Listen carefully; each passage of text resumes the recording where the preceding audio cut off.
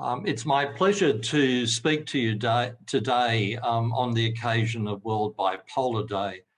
My name is Professor Philip Mitchell. I'm the chair of the board of Bipolar Australia, and I'm Scientia Professor at the University of New South Wales.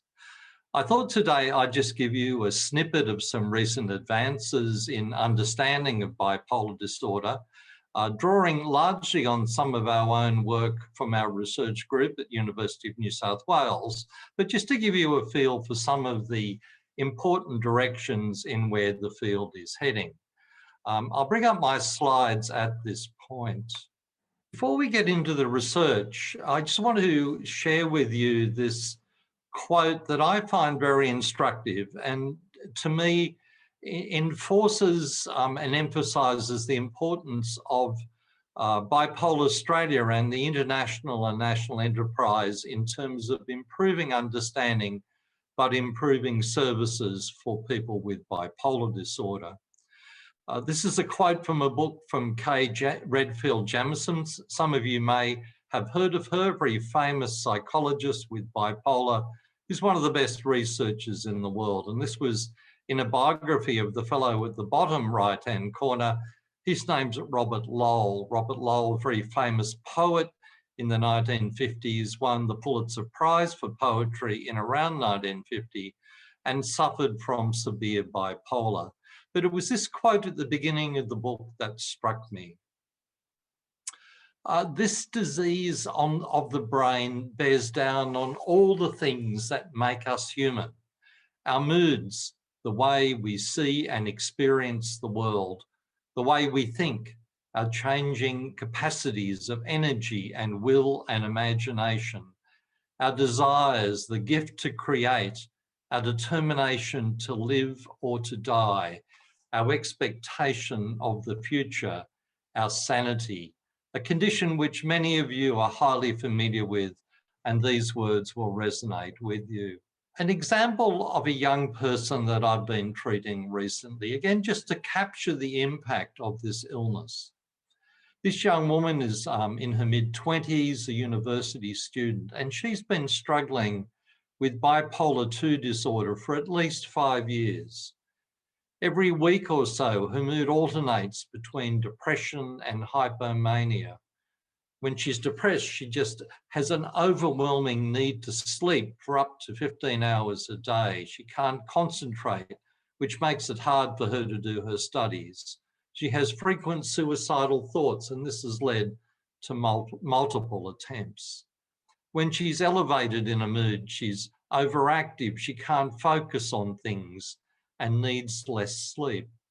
Frustrating for her and those around her is that the current treatments have not really helped her very much. So this case really highlights the need for us to improve our understanding of bipolar disorder so we can improve treatments in the future.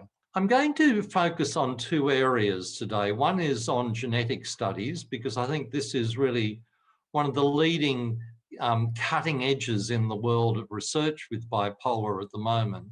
And once we understand the genes, we understand the biology, and therefore potentially we can have improved treatments. The second part of the talk is to look at our own studies, looking at young people who are at family or genetic risk of bipolar, and can we identify the earliest features of the illness so that we can then develop and design early intervention programs. Those of you not familiar with the genetics, in broad terms, this is a condition that's very strongly inherited. Genetic factors account for up to 80 to 90% of the cause of this illness. If we look at a family level, if you have a close or first degree relative like a parent, and if they have bipolar disorder, those close to them, their offspring, their siblings, are 10 to 14 times more likely to develop bipolar disorder than someone in the community without a family history of this illness. So it's strongly inherited, and this has been recognised for many years, but it's only in the last decade or so, and techniques are improving, that we've had the technical capacity to understand the specific genes involved. Now, 2 years ago, our group was amongst a large international consortium that published a paper in Nature Genetics, a very prestigious and leading journal in genetics that comes out of the United States. And this study identified 30 areas. You can see in the title, it's loci, areas that were associated with bipolar. And these are what we call genome-wide association studies. So these are looking at markers across the entire genome, and we're looking for areas or loci that associate or link with bipolar. It's very tough statistically to be able to demonstrate a significant association. So the genes above the red line here are linked with bipolar. This is what we call a Manhattan plot. You can imagine looking at the Manhattan skyline and seeing skyscrapers. Now, there's very rapidly been further advances of this, and our group is similarly on a large international group paper that has a paper in press in Nature Genetics, and this work has been presented at international meetings, and this is comes from what's called the Psychiatric Genomics Consortium. This has been a very important development of international researchers who have come together because you need very large numbers for these studies to be able to demonstrate the linkage of genes to this disorder. And this latest paper has expanded the number of genes we now know. As the numbers go up, we'll discover more and more genes. So now this is up to about 64, and 35 of these are new areas. There's some overlap with other psychiatric conditions. That's not surprising. We know there are some genes that are shared between disorders, as well as genes that are specific to bipolar. And many of these are expressed in the areas of the brain that we think are involved in bipolar. The areas at the front of our brain, what's called the prefrontal cortex. And some of them relate to structures in cells that relate to calcium. So maybe calcium is an important player here. But the important thing is that more genes are being discovered.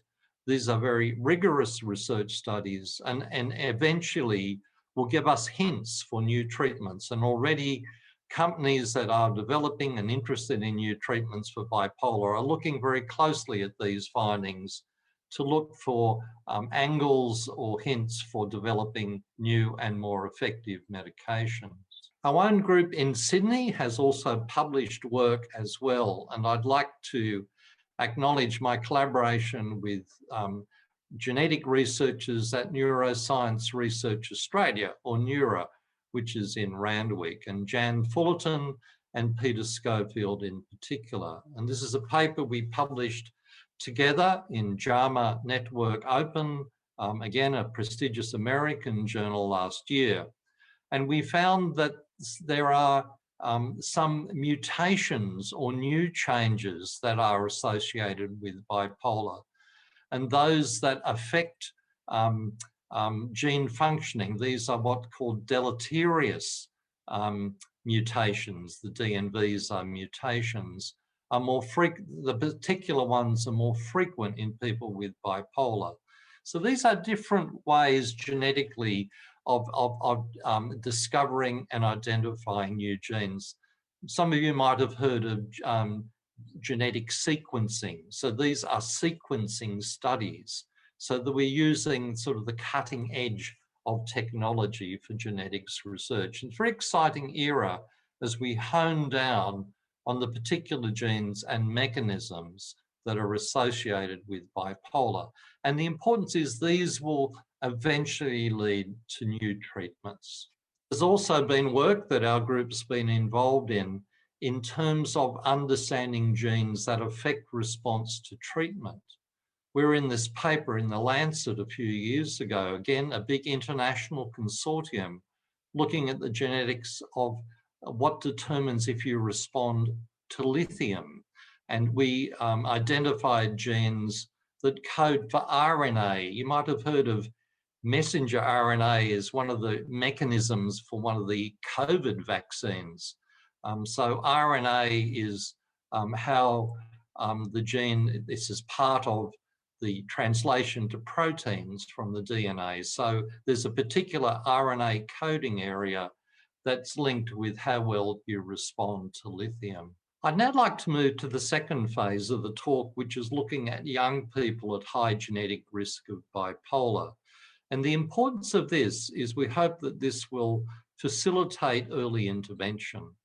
So the whole rationale is if we can discover in young people at risk, what are the earliest changes, either clinically or in genetics or imaging, that indicate who will go on to develop bipolar, that would help us intervene early. We know that only a minority of people who've got a parent with bipolar, about 10 or 15%, will develop the illness. So how do we sort of focus down on who will develop bipolar? This is a logo that we developed a number of years ago with Matthew, who's a graphic artist from Black Dog Institute. And he came up with this concept when we told him about the purpose of the study, called Catch Them Before They Fall. So how can we identify people at particularly high risk before they develop their first manic episode and all the ramifications of that? To bring that home to an individual story, this is Jamie Tancred. Jamie's been very public about his bipolar. Some of you in bipolar self-help groups might have come across Jamie. He's very open about his bipolar and his family's bipolar. And Jamie helped us a number of years ago with one of our early genetic studies. Now, Jamie's worry is, will other members of his family, like his two daughters who are here near him, will they develop bipolar? If they do, can we catch it early or preempt that developing? The particular sadness of this picture is Jamie's brother suicided around this time. And this sort of poignant story brings home the importance of developing better treatments and identifying the condition earlier. So the study we called the Bipolar Kids and Sibs study. So we're looking at children and siblings of people with clear-cut bipolar. I won't go through the details, but we've started the study about 10 years ago. We've done detailed clinical assessments of people at risk to bipolar, comparison group of people without bipolar, and a smaller group of people who were already in this age group had developed bipolar. So we interviewed people, we took blood for genetics, and we did imaging studies. And I'll refer to some of those when I tell you about some of the results that have emerged from this research. We've had an interest in the genetics of this illness, and one of the papers that's come out of this work in collaboration with American colleagues, because we've got a very productive research collaboration with researchers across the US, including Indiana, Johns Hopkins, and other centers. And what we found is if you have the risk genes for bipolar and you're under stress, that can increase your risk of suicidal thoughts and suicide attempts. And so this is why it's important we can pick up early, for example, the genes that make us more at risk to bipolar to prevent suicide attempts happening in the future. Put a big emphasis on brain imaging to try to understand what's happening in the brain when people are at risk and when they go on to develop bipolar. So I'm going to take you through, in simple terms, some of the important findings that we've come up with. I'm aware this can be quite complex, so we'll just keep it to a straightforward level. The first thing is a paper we published in 2013. We were interested in how does the brain of people with who have a family member with bipolar, how does that respond to various emotional stimuli? So people were lying in the brain scanner, they saw some of the faces, you can see on the left there various emotions, happy, sad, frightened, angry, as well as neutral faces. And we looked at, are there parts of the brain that respond differently to that in people at risk to bipolar? And if you look at the images of the brain in the middle there, that area with the white yellowish area down in the base of the brain, this area was less efficient in people with who were at risk of bipolar, suggesting that this may be part of what's the genetic vulnerability. So this area deep in the frontal part of the brain responded less adaptively or less efficiently. Gone on to pursue looking at this area. It's deep in the brain. It's called the inferior frontal gyrus, or IFG, but that's not critical. So if you think of an area deep in the front of the brain that's involved in how we respond to emotions, we all have these areas. We're emotional people. And we looked at how this links to other parts of the brain. We have a very excellent working relationship with an Australian colleague, Michael Breakspear, and these are what we call connectivity studies. So the links of this area to other parts of the brain are weakened in people at risk to bipolar and who already have bipolar. And again, we think this may be part of what puts people at risk when they're under stress, that there's a less efficiency, that this is less efficient, these linkages deep in the emotional brain.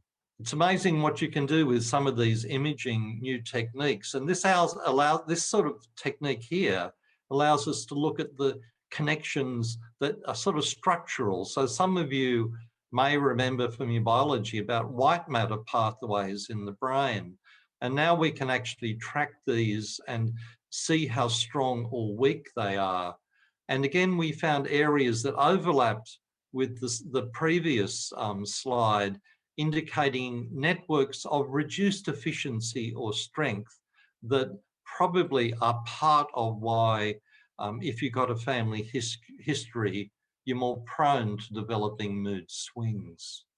Now, our work has moved on from just looking statically at when we first met people to what happens over time, because now we've followed people up for some of them for up to 10 years. And increasingly around the world, we're interested in what are the pathways that lead to people developing bipolar for whom that happens. And this was from a Dutch study that was published in an American journal 8 years ago. Now, again, to keep this simple, you look at the top of the slide, the red dot is when people develop bipolar itself. And down the bottom is when people have no diagnosis. So you can see it's a bit like a game of snakes and ladders, except it's all going up. And we're looking at what are the pathways. So some people go direct from being completely well to having a manic episode. For most people, they go through intermediate steps. They go through anxiety, they go through depression. So part of our work has been trying to understand what are the steps, can we identify the earliest changes? Canadian colleague Anne Duffy put this in another form, and she has this like as a timeline to developing mania. You start off well, you go through minor mood disturbance, depression, onto mania. So she said there was like an evolution for most people, and sometimes substances sort of catalyze that or accelerate that process. So if you think of this staging or evolution from early symptoms to the development of mania. As I said, we've followed our sample now up to 10 years for those that have been in the study a long time. 3/4 have stayed in, which is pretty impressive over 10 years. Remember, these are young people who have other interesting things happening in their lives. Now, 14 of the group have now gone on to develop bipolar, 4 the more severe form, bipolar 1, and 10 the real but less severe form, but still damaging form, bipolar 2. And others have developed what we call sub-threshold forms of bipolar, not quite getting the full pattern of bipolar. And some have gone on to develop depression for the first time. Now, one of the areas I've been interested in are the characteristics of depression when you have bipolar, and we've published on features. So people who have bipolar when they're depressed are more likely to eat more, to sleep more, to have slowing of their body and their mental processes when they're depressed than people with unipolar depression. And in this study that was published a few years ago, we found that the more clear-cut that pattern of these features, we call these probabilistic features. They increase your probability of having bipolar depression rather than unipolar depression. So the more of this sort of classic bipolar depression picture you have, the greater your likelihood of later on to go on to develop manic episodes. So this is one of our clinical studies showing that these depressive features increase the risk of later going on to develop mania. We've been interested in looking at, do imaging changes associate with who goes on to bipolar? We've done detailed imaging on a large number of our subjects, and we've had over 3/4 have had a second brain scan. We're planning this year to approach individuals for a third brain scan. So the second brain scan was 2 years after we first met people. So we were wondering whether there's changes that occur from our first meeting with people to 2 years afterwards, and how does that relate to who goes on to develop mania? Now, what we found, and we published this last year, was that even in that 2-year period, there's a subtle thinning, not dramatic, so don't worry, it's not like dementia or anything like that, but it's a subtle thinning of some of the areas on the surface of the brain. And you can see here, these are some images from the paper, looking at the left side of the brain and the right side of the brain, and also from the middle of the brain, looking at what changes are happening on the surface. And we found these changes happening in the cortex, which are, you know, the areas, the gyri on the surface of the brain. This is the grey matter. So this is subtle thinking. And part of this was in that area we found deep in the brain, and other areas as well. Now, in that study, we didn't find that it related to who developed mania, although some of the work we're looking at the moment is suggesting other ways of understanding the brain may be more definite or clear-cut in people that develop mania, but we're analysing that data at the moment. I think the important message here is that this work is indicating that there are changes happening, they're subtle but definite, happening early in time before the illness develops. And to me, this has emphasised again the importance of intervening early, because the earlier we can start helping people, the less the changes in the brain over time. And I just want to finish with a few comments about early intervention. Around the world, we're all starting to think of how can we intervene early in bipolar. Many of you would be aware that there's been a lot of interest in intervening early for schizophrenia. And now we have early intervention programs that are available in the public health system in most area health services around the country. So people are starting to think, how does this work for bipolar? It's not as simple as for schizophrenia. For schizophrenia, most people have a prodrome or changes before the clear schizophrenia develops. That doesn't happen for bipolar. It's not as clear cut. So our group has looked at and is starting to think about how do we intervene early? And we're thinking this will be a mix of psychological interventions and perhaps medications. And we've been talking to Greg Murray, who's also giving one of the talks in this series for World Bipolar Day. So this is a paper we published last year looking at what studies have been undertaken. Greg Murray, and he may talk about this in his presentation, is also thinking about how do we do this if we're going to give psychological interventions? How would that work? And it'd be best over the web, because that means that would be maximizing the accessibility to young people. So I'm going to finish there. There'll be opportunity for discussion on the evening of World Bipolar Day. So I just want to emphasize that it's important we do good research. We need to improve treatments and understand this condition. While we have good treatments, we're all aware of their limitations. We want to improve things for the future. So it's been a pleasure speaking to you, and I'll hear from some of you during the question and answer session on the evening of World Bipolar Day. So I'll finish at that point, and wish you all the best on this World Bipolar Day. Thank you very much.